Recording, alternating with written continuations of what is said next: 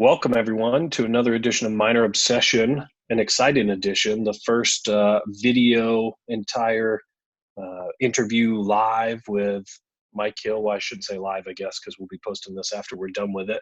But excited to have Mike Hill in the virtual studio today, athletic director for the Charlotte 49ers. How you doing? I'm doing great, guys. It's good to see you. It Sean, is don't definitely miss good the to.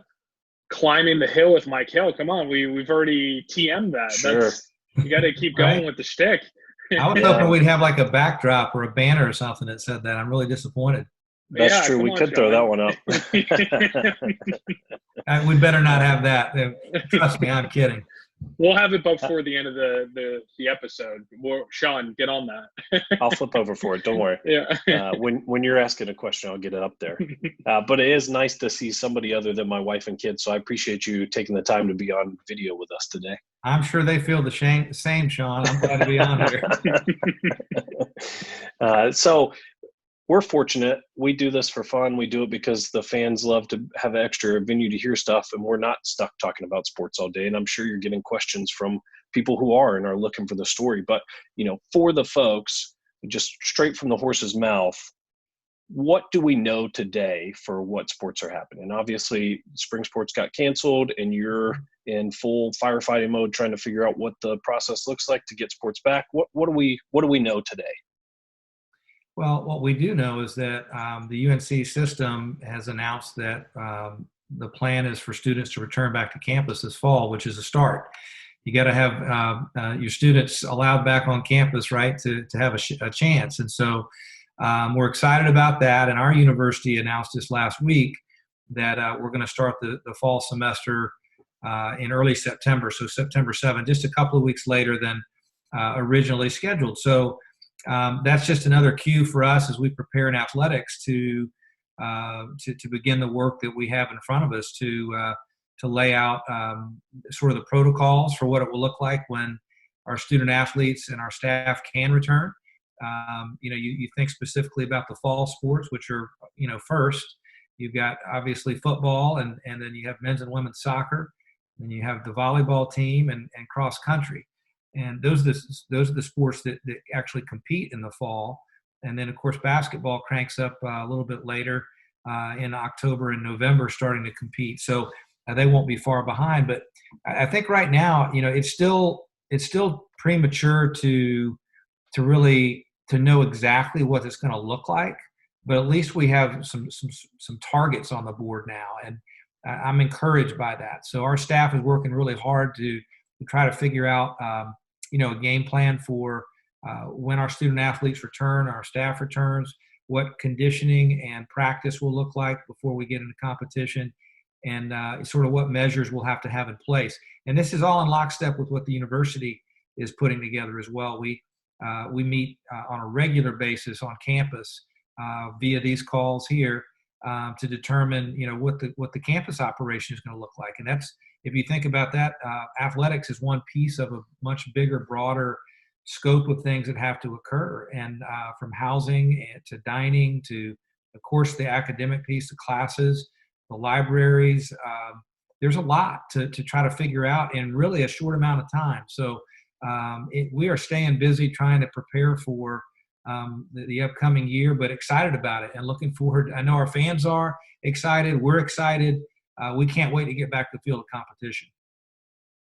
So, Mike, I was curious about spring sports. I know they pretty much got wiped away. Is there, in your opinion, what's your thoughts on eligibility issues and students that might want to try to pursue an additional year? And I know that kind of makes the pipeline very interesting from a recruiting standpoint as well when you start factoring in those things.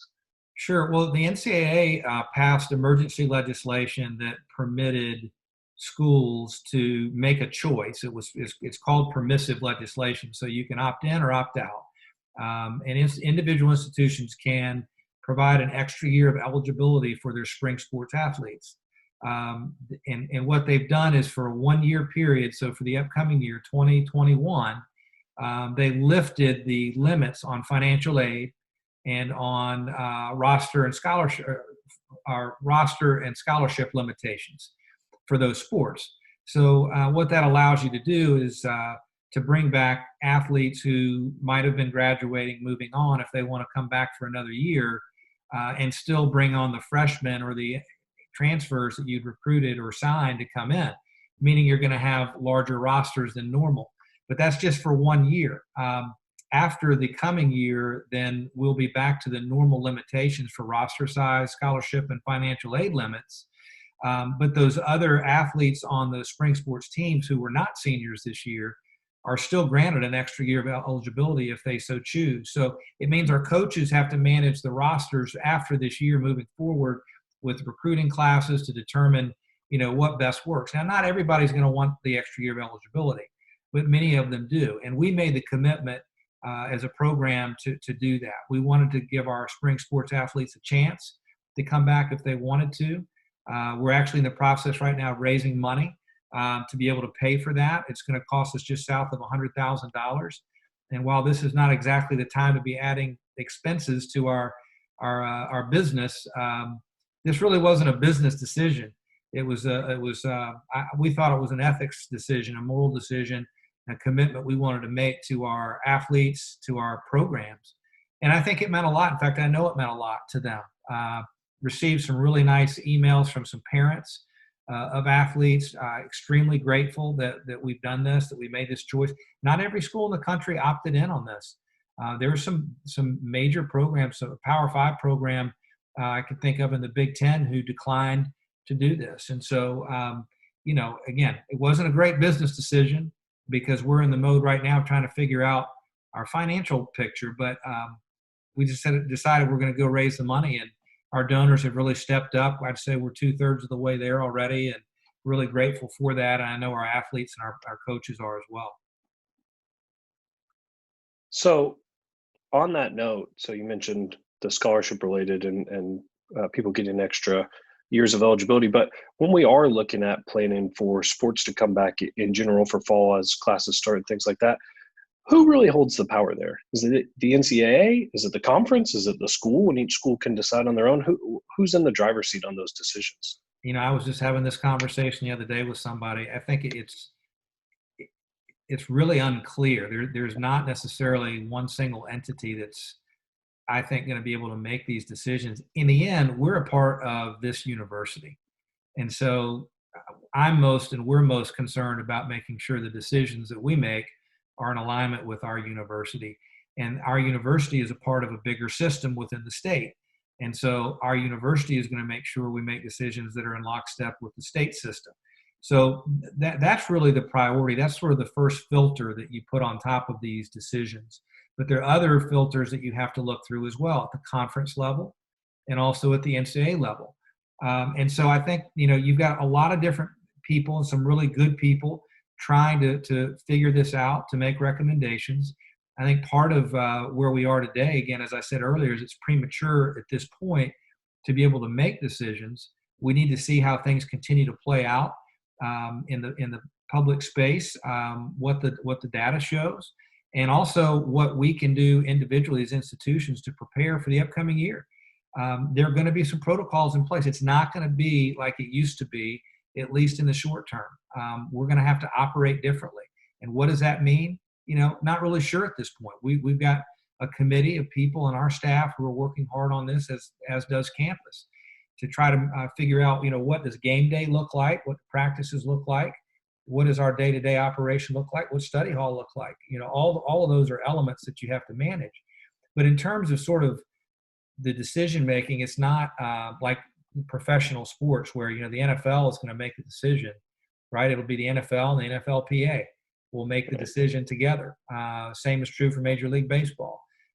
This is different. And you also have sports that are sort of managed differently. I mean, let's face facts, college football, it's subject to NCAA rules, certainly, but it's not entirely run by the NCAA. Really, the conferences, really make a lot of the decisions as it relates to football. And if we focus on football for a second, because I know that's of high interest to our fans, it's complicated because, the NCAA may say, here are the protocols that we recommend that you follow in order to play football. And then our conference may decide we're on. And right now our conference has said we're going to play this fall. But what if there are member institutions within our own league who, as we get closer, realize they can't play? Maybe there's been an outbreak on their campus or in their community that would prevent them from playing. Or maybe they're in a state that has stricter guidelines. Again, we're sitting here in May. There's still a lot of time that needs to pass to figure that out. And then there are probably some conferences themselves as a whole within the FBS structure that may not be able to play. I think specifically about programs on the West Coast and in the West, the Mountain West, the Pac-12, for example. There's states there. You've got California, you've got Washington and Oregon who really locked arms as it relates to how their state governments are managing this crisis. And it's unclear right now if schools in those states would be able to play. Well, does that mean the Pac-12 is able to compete? What if some of the other schools, what if the Arizona schools and Utah and Colorado can say they can play, but the other schools can't? It's complicated. It's really, really complicated. So I do understand that the conference commissioners are having regular weekly conversations, even multiple times a week, about the right answer. And because in the end, this is an ecosystem. You can say, well, one conference can just go off and play, but they have non-conference games that are important to them too. And so we all, in some way, are interconnected at the FBS level. And really at the Division I level, you have FCS programs that rely on some of these opportunities to get a guaranteed check to play a game. So there's not one single person in charge. There are a lot of really good, smart people who care about what we're doing, who I think will help us arrive at some sensible solutions and decisions about college athletics. But, my job and our job as a staff right now is to prepare for the upcoming season. And if it becomes obvious that there are problems or issues with that, then we'll adjust. But right now, it's our goal to play, and we're excited about it. We can't wait to get out in the football field again, the soccer pitch, and volleyball, and watch cross country and basketball and all of that, And so right now, our focal point is how do we pull that off as safely as possible? Nothing's going to be 100% foolproof. Just like, getting in your car and driving somewhere isn't 100% foolproof. Getting on an airplane isn't 100% foolproof. But we need to make sure we are to the maximum level, creating the safest environment possible for our student athletes and our coaches and our fans, so that we can compete in a way that keeps everyone healthy and safe. And that's our goal. And we're looking forward to that hopefully happening sooner rather than later, because no sports, especially no UNC Charlotte sports, is no bueno. Not fun. Tell me about it.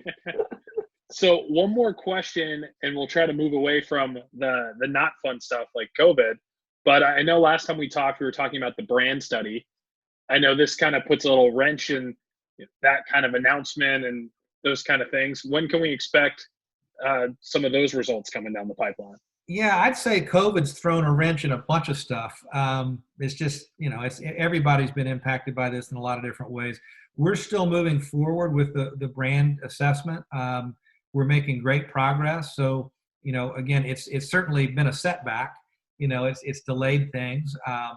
But I'm still optimistic. We're optimistic that at some point this calendar year that we'll be able to reveal more in the results of that and what our thoughts are. I could also say the same for our master facility vision. That plan, which was really down the home stretch, and we were in the process of sharing that privately with some key supporters of the program to share that with them. And honestly, right now we've pressed pause on that. It doesn't mean that it's dead, that it's gone. It's just we've pressed pause. That now's not the time for us to be aggressively fundraising for buildings and for facilities. I'd rather be raising money to fund our spring sports scholarship athletes, and to take care of any student athletes who maybe have food insecurity. Those are the kinds of things right now we're focusing on as people. And we'll get there. We'll get back on track. We're not going to sacrifice the momentum that we have as a program. I promise you that. We're going to do everything we can to continue to accelerate the competitive rise that we've enjoyed here the past 2 years. And I firmly believe that's going to continue. Certainly. One more. Go ahead. Sorry, Sean. One more question for you. In all of this, we've also had a new chancellor named, and Sharon Gaber. Hopefully, I'm getting it right. I don't know if you've had a chance to meet her in person or virtually, and just wanted to get your thoughts on that as well, because that obviously is your new boss. Yeah, I'm really excited. We're extremely excited about Dr. Gaber. I did have a chance to meet her actually when she visited Charlotte during the interview phase. So before we knew for sure that she would be the one, but I can tell you she's very, very impressive. I think she's going to provide strong, steady leadership for the university. She is a big proponent of athletics. She serves on a couple of NCAA boards and committees that are important. I had a chance to speak to the AD at Toledo, who I've known for a long, long time. After she was announced as the new chancellor, and he, quite honestly, was devastated to be losing her, and said that their senior staff felt the same way. They were feeling the loss of a really great leader who was supportive. So I know this, that when I met with her and in a group of people, it wasn't just a one-on-one meeting. Within 5 minutes, she was talking about football, and that wasn't because of anything that I suggested or sparked. But she comes from a background that includes athletics. Previously served as the provost at Arkansas, and also worked at another SEC school, Auburn.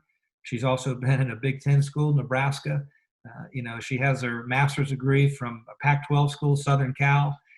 So she's been around athletics programs that really elevate those institutions. And so she, I think, would tell you that she sees the value in how athletics can really galvanize a university, help lift it. And that's what we're trying to do right now. We're trying to continue to build an athletic program that's going to propel the university. That's why we exist. Obviously we love trying to win ball games and the like, but in the end, it's about building that community for our university that we love so much. And I think that Dr. Gaber is going to be an incredible leader and someone who will be a big advocate for what we do in athletics. And that should excite our fans. It should excite our student athletes and our coaches. And we're super pumped to have her coming on board.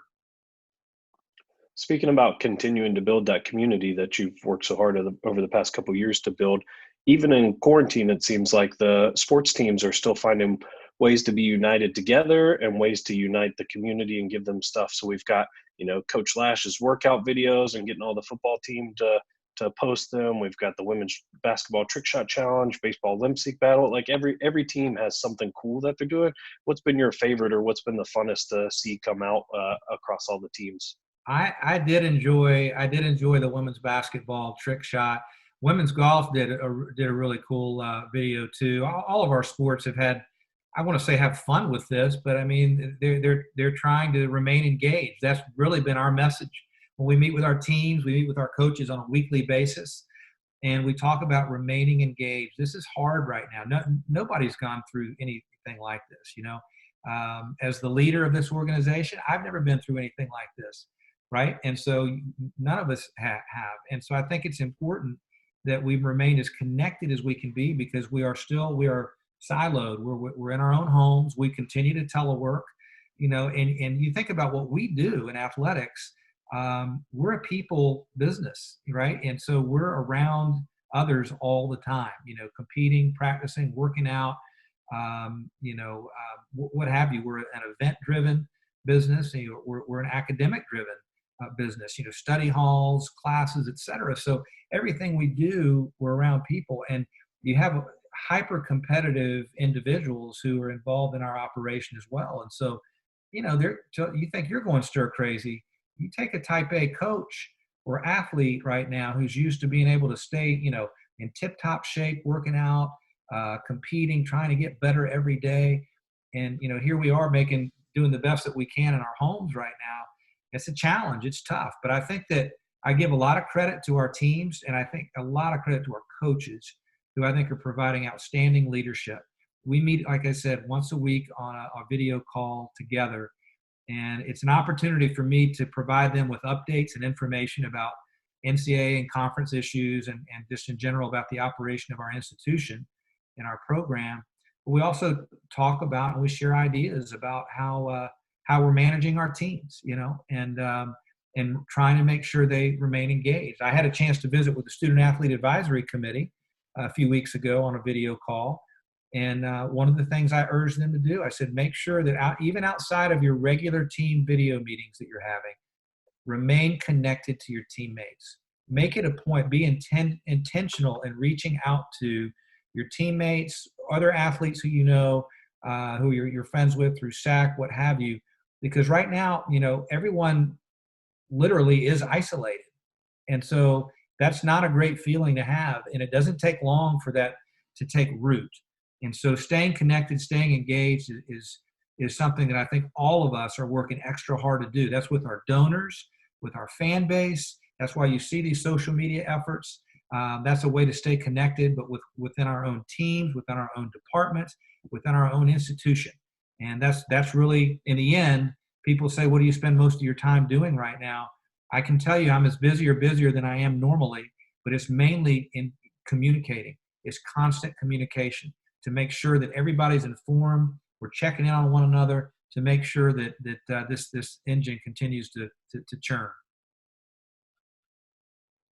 So, Mike, in the perfect world, let's hope that sports continues and we have a normal kind of year next year. Let's do a little preview. What do you see here? Do we have another bowl announced? I know, and men's basketball just got the #1 recruiting class for Conference USA for the second year in a row, which is pretty exciting too.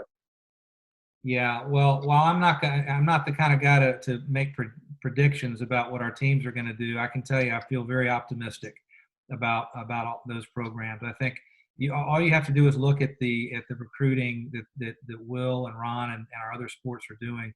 For basketball to have a top-ranked class in our league for the second straight year, after Ron inherited a program that had won 6 games, I think that speaks volumes.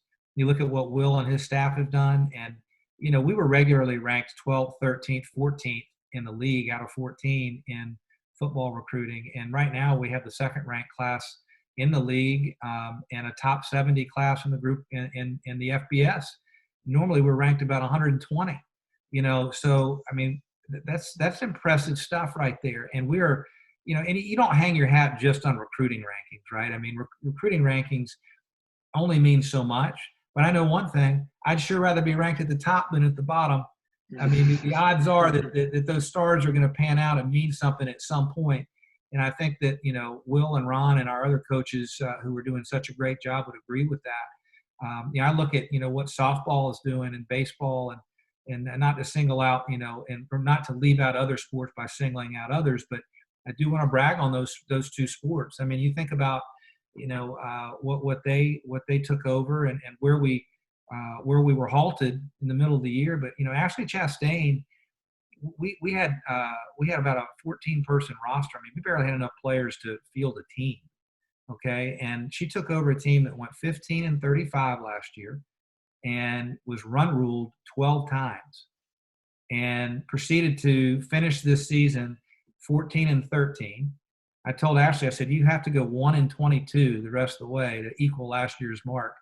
I mean, just incredible. We run ruled Pittsburgh, an ACC school, in our last game.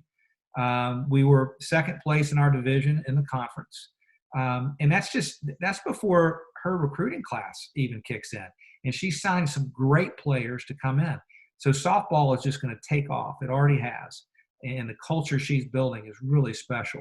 And the same is true, I think, for baseball. I look at what Woody's done, and again, our last game, we beat NC State, who's a top 10 team, beat them on the road 9-8, and so here we are again, with a winning record in baseball as we shut it down. And last year we were sub 500. So you see progress here that our coaches are making. And again, I could go down a list of almost every sport and tell you a similar story. But I'm really proud of the job that all of our teams are doing. I think that they've accepted the challenge that we are here to compete for championships, and we're not just here to just maintain or just to go about our business. This is what we're here to do, is to give our student athletes a chance hoist trophies and to get degrees and to be as successful as they can possibly be. And we're going to continue to build a program that we believe our fans and our student athletes and our coaches can be incredibly proud of. Definitely makes it more and more fun to be a fan and to host things like this with Minor Obsession and have good stuff to talk about. So one more for you before we let you go. Even through all of the coronavirus stuff, the NFL draft still occurred, and we still had some exciting results there to get your thoughts on. And then, not sure if you saw, but we partnered with Tim Norris to give away a really cool commemorative helmet there too. So not sure if you saw it on social media, but just your thoughts on Alex and Cam and Benny and their future in the NFL. No, it's awesome. Tim is a really talented guy, so that's a cool deal you've got going there. Yeah, I mean, I was talking to a friend of mine the other day who works at a Power 5 school, and he said to me, he said, I can't believe that you guys had more NFL draft picks than we did. But we did, you know? And it's just, it's mind-boggling really to consider that we had, 2 draft picks, and then of course Benny signed the free agent with the Browns, and so we're so excited and so proud of them. I texted each one of those guys before the draft because in the end, you don't really know how it's going to shake out. We were optimistic, but just to let them know how proud I was and how proud we are of them. And just the way they represent us. I mean, you look at a guy like Alex Highsmith. I mean, he's a remarkable human being, and for him to be drafted by the Pittsburgh Steelers after being a walk-on, it's just an incredible story. It's the kind of thing that you realize when you get into what we do, this is why we do it. And to see a success story like that was really, really meaningful. I mean, we yelled out, my wife shrieked when his name popped up on the screen, and we were running around excited. I know that, all Niner fans were, and it's really special. And, I think this too, like our current coaching staff, Will Healy and Marcus and all those guys done an awesome job of developing our talent. Alex Atkins, before he left, obviously with the offensive line, they made a huge impact on the development of those players. But you also have to tip your hat to Brad Lambert, okay, and give that staff credit because they identified these guys as well, and that's the reason they are here as Niners. And while Will and his staff obviously inherited those players and were able to take advantage of their talents, they helped develop those talents. But we also owe a debt of gratitude to Brad Lambert and to his staff for doing what they did to bring those guys in. So just a great night to celebrate our football program and to think that we have the number of players we already have in the NFL, and we're just getting started.